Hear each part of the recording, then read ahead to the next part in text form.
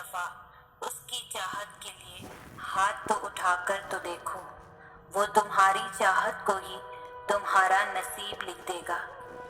تم ایک دفعہ اس کی مصلحتوں پر اپنے دل کو موڑ کر تو دیکھو، وہ اپنی مصلحتوں پر تمہارے دل کی خوشی کے لیے پوری کائنات کو موڑ دے گا۔ رات کے آخری پہر میں مانگی گئی دعاؤں میں بہت طاقت ہوتی ہے، اور جن دعاؤں میں اللہ کی رضا موجود ہوتی ہے، جلد یا دیر سے ان کے لیے آسمان سے کن اتارا جاتا ہے، کیونکہ ان میں انسان سے زیادہ اللہ کی رضا موجود ہوتی ہے۔ جو اب تک اللہ نے دعا قبول نہیں کی، وہ رد بھی تو نہیں کی، تو پھر تم نے اپنی طرف سے انکار سمجھ کر اس سے مایوس ہو کر مانگنا کیوں چھوڑ دیا؟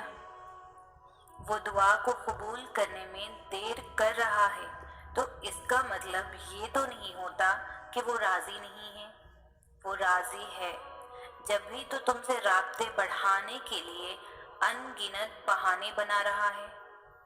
ناممکن اور مشکل تو تمہارے لیے ہے، اس کے لیے تو کچھ بھی ناممکن نہیں۔ ایسا کچھ بھی نہیں جو تم اس پر یقین رکھ کر مانگو اور وہ تمہیں نہ دے۔ جب تم دعا مانگ کر تھک ہار کر بیٹھ جاتے ہو تو وہ تمہیں دیکھ کر مسکرا رہا ہوتا ہے، کیونکہ اسے معلوم ہے کہ تمہارا اچھا وقت اب بہت قریب ہے۔ اسے تمہارے نصیب سے زیادہ تمہاری دعائیں عزیز ہوتی ہے، ورنہ یہ ذرا سی دیری قبولیت کی سب سے بڑی دلیل ہے۔ جن دعاؤں کی قبولیت میں اللہ تاخیر کرتا ہے، ان کی قبولیت بہت خوبصورت ہوتی ہے، کیونکہ اس میں تمہارا صبر اور اللہ کی رضامندی ہوتی ہے۔ تو پھر یقین رکھنا، جو اب تک قبول نہیں ہوئی ہے، بہت جلد وہ دعائیں بھی قبول ہونے والی ہے۔ وہ بھلا تمہاری دعا کیسے رد کر سکتا ہے جو خود محبتوں کا امین ہے؟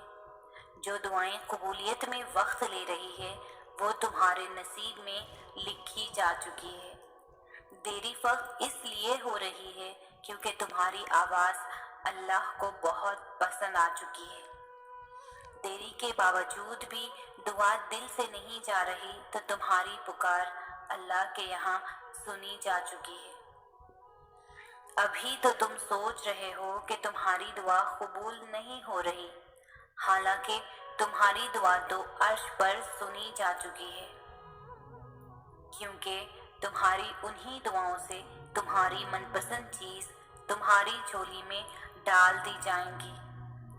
ہاں، نصیب لکھا جا چکا ہے، لیکن پھر بھی تمہارا دل ایک ہی دعا کے ارد گرد گھوم رہا ہے۔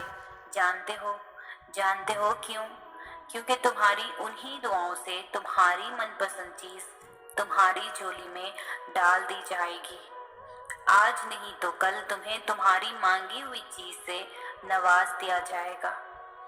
دیری کا مطلب تو یہ ہے کہ تمہارے حق میں خیر کی جا چکی ہے۔ ذرا سی دیری سے مانگنا چھوڑ دو گے، بھلا یہ کیسا یقین ہوا؟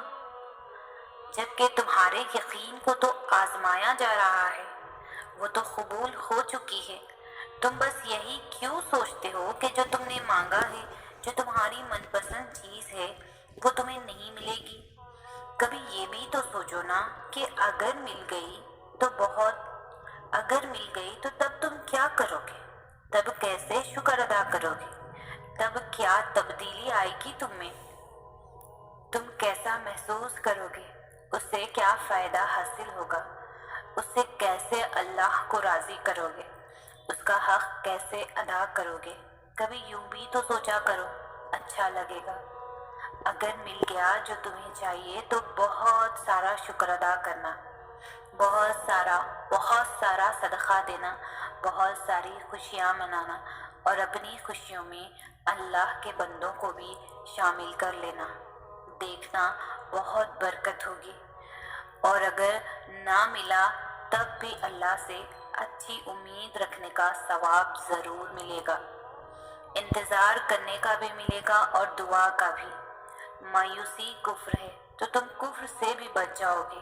پھر شاید صبر کرنا پڑے، مگر ایک بات ہمیشہ یاد رکھنا، تم بھی خود سے اتنی محبت نہیں کرتے جتنا تمہارا رب تم سے کرتا ہے۔